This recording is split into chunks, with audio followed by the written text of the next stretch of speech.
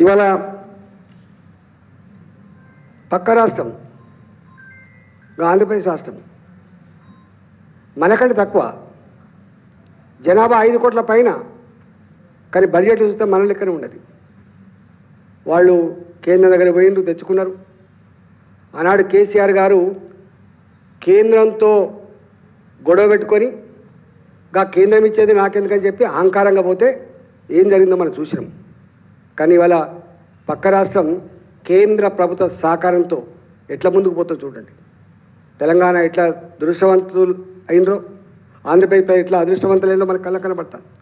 నేను ఆనాడు ఆర్థిక మంత్రిని చెప్పిన, ఎన్నికల ముందు రేవంత్ రెడ్డి గారు 6 గ్యారంటీల పేరిట 66 హామీలు ఇస్తున్నప్పుడు ఆ 6 గ్యారంటీలు కూడా ఒక గ్యారంటీ రాహుల్ గాంధీ గారు, ఒక గ్యారంటీ ప్రియాంక గాంధీ గారు, ఒక గ్యారంటీ సోనియా గాంధీ గారు ఇస్తున్నప్పుడు ఎట్లా అవుతుందని చెప్పినాం.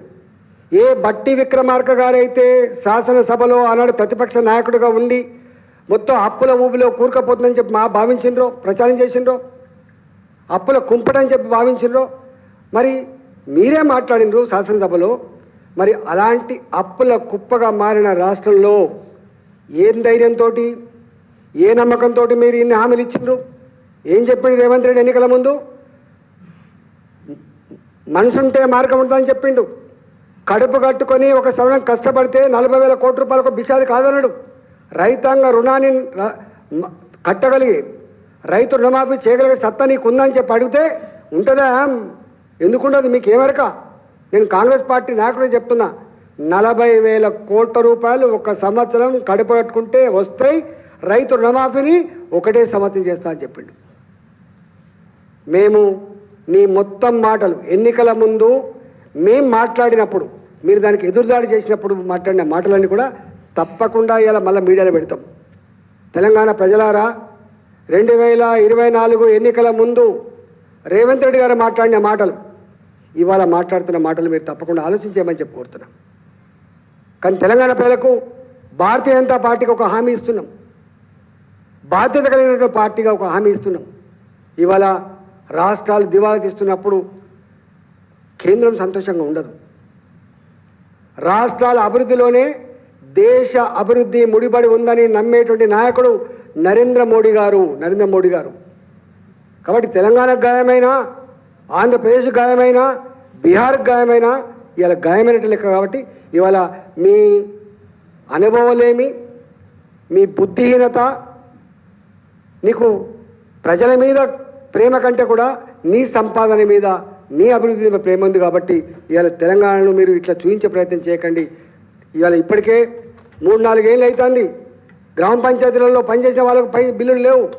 కాంట్రాక్టర్లు నీ దగ్గర ధర్నాలు చేసే పరిస్థితి వచ్చింది. ఇలా పిల్లలకు 4 సంవత్సరాలుగా ఫీ రియంబర్స్మెంట్ లేదు, మెచ్ ఛార్జెస్ అక్కడ లేవు.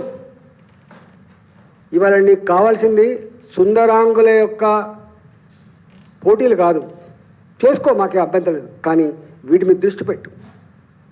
నిజంగా అవసరం ఉన్నప్పుడు, ఆపద ఉన్నప్పుడు గంభీరత ఉండాలి, ప్లానింగ్ ఉండాలి, మరింత కమిట్మెంట్ ఉండాలి, మరింత ఒళ్ళు వంచి పనిచేసే పద్ధతి ఉండాలి, కోఆర్డినేషన్ ఉండాలి, అనుభవజ్ఞుల యొక్క సలహాలు స్వీకరించాలి, దాన్ని పటిష్టంగా ముందుకు తీసుకుపోవాలి. కానీ ఇలా నడవంతరాన కాడెత్తేసుడు అంటే ఇంత తొందరగా నువ్వు కాడెత్తేస్తావని, ఇంత తొందరగా ఇలాంటి మాటలు మాట్లాడతామని, ఇంత తొందరగా తెలంగాణ సమాజాన్ని కుంగదీస్తామని, ఇంత తొందరగా ఇవాళ దేశంలో తెలంగాణ పరువు తీస్తామని మాత్రం ఎవరు భావించలేదు. ఇది నీ సిగ్గుమాలితనానికి, నీ బుద్ధి లేనితనానికి, నీ అనుభవం లేని నిదర్శనంగా మేము భావిస్తూ ఉన్నాం. మేము తప్పకుండా రాబోయే కాలంలో మేము అందుకే చెప్తున్నాం, నీకు హిమాచల్లో అధికారం ఇస్తే గట్నే కథం పట్టించడం, కర్ణాటకలో అధికారం ఇస్తే గట్లే కథం పట్టించడం, ఇలా తెలంగాణ అధికారం ఇస్తే గట్లే కథం పట్టి నువ్వు మీరు ఇంకా కాంగ్రెస్ని చూసి నేర్చుకో, రేవంత్ రెడ్డిది ఆదర్శంగా తీసుకో. ఏం ఆదర్శం నీది ఏం ఆదర్శం? నీది ఆదర్శం కథమైపోతాం. ఇవాళ కేంద్ర ప్రభుత్వం 50 లక్షల కోట్ల రూపాయల బడ్జెట్ పెట్టి ప్రపంచంలో 3rd వరల్డ్ కంట్రీగా ఉన్నటువంటి భారతదేశాన్ని ఇవాళ అగ్రదేశాల సరసన చేసినటువంటి ఘనత కేంద్ర ప్రభుత్వాన్ని మోడీ గారిది.